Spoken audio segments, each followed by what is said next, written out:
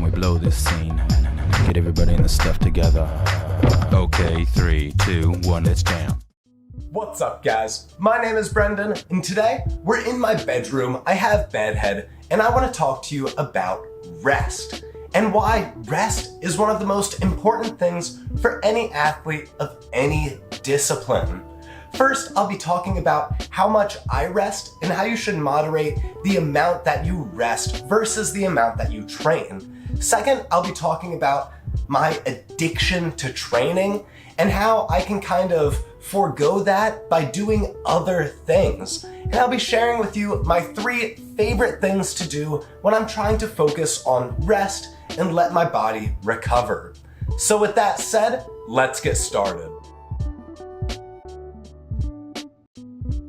Real quick, I want to tell you guys about the Mastering giveaway, and I'll be giving away a ton of my old merch. The clothing that I made when I started mastering tricking, that has kind of fallen out, that I don't produce anymore. I have a little bit of stock left over, and I'd love to give it to you guys to get it out in the world. Keep in mind, this will be a little bit of a lottery. You won't be able to pick which piece you get, but I will be matching sizes. So if you get a small Mastering Tricking iced tea, I'll throw in a small pair of shorts, pants, maybe a hoodie, or a second t-shirt, and I'll do this while supplies last.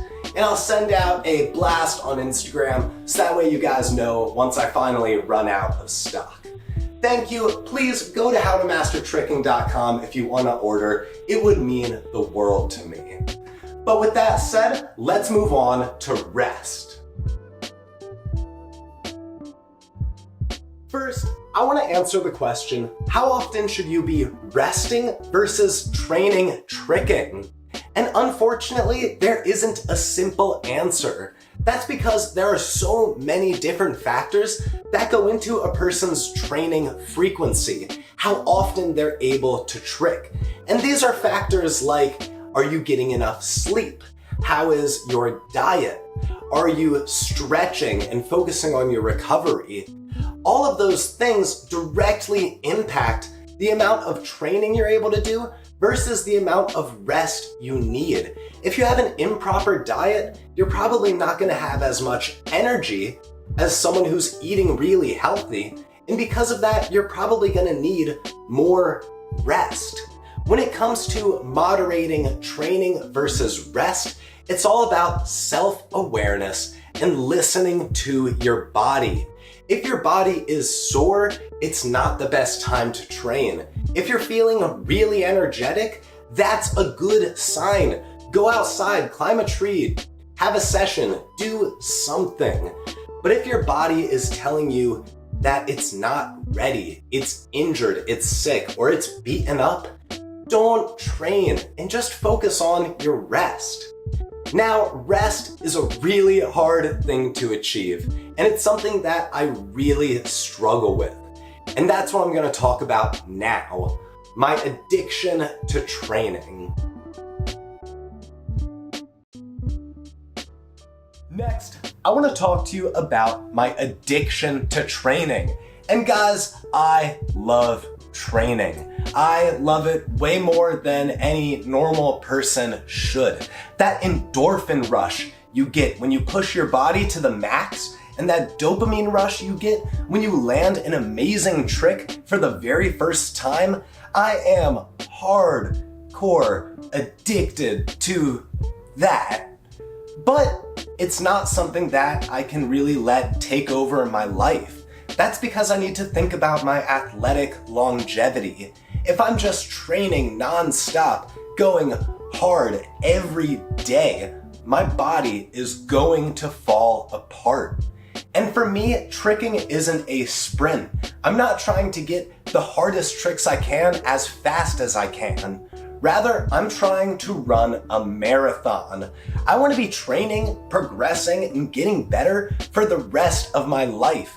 That means my body has to last the rest of my life, which means I need to rest, control that addiction to training, and focus on, other ways to escape, other vices. Now I'm gonna tell you guys about 3 things that I do to kind of curb this addiction and to kind of give my body and my mind something to do when I'm not training.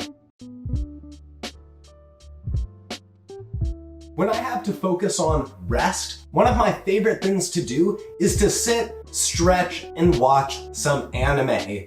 2 shows that I would completely recommend are Cowboy Bebop, which I'm rewatching again for like the 3rd or 4th time, and Hunter x Hunter. Both of those are just amazing, and they're able to captivate me so I can do something extremely boring like sitting in a straddle stretch, or sitting in a butterfly stretch, or sitting in a pike stretch. All these things are kind of boring, but you can make them more entertaining by throwing on some anime. Your body can kind of do whatever while your mind is watching something.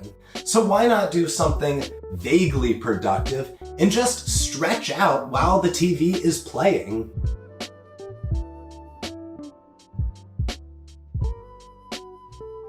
Next, I want to talk to you guys about Super Smash Bros. Melee.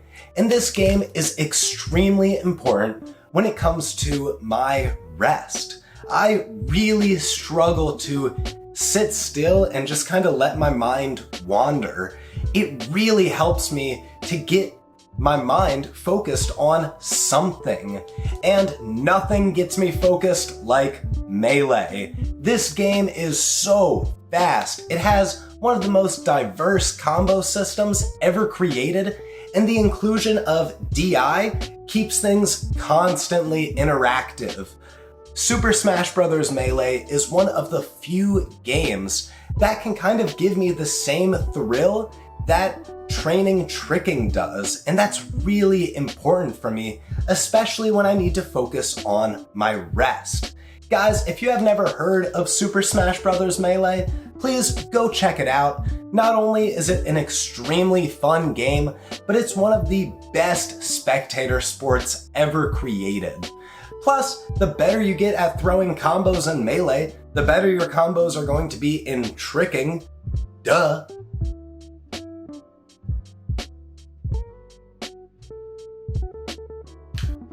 Lastly, I want to talk to you about skill toys. And it's exactly as the name implies. A skill toy is like a prop that you practice your skills on.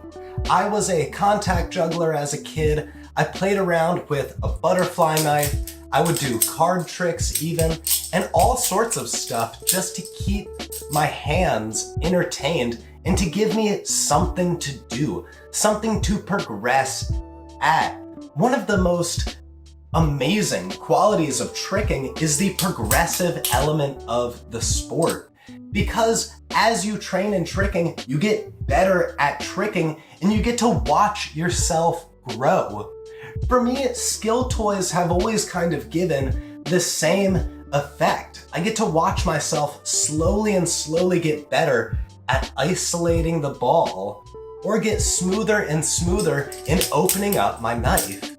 Either way, regardless of how I'm doing the skill toys, it just gives me something to do, something to focus on, so that way my body can rest. Remember, that's our big goal here, to give our minds and our hands something to do, so that way our body can relax, rest, and recover for the next training session.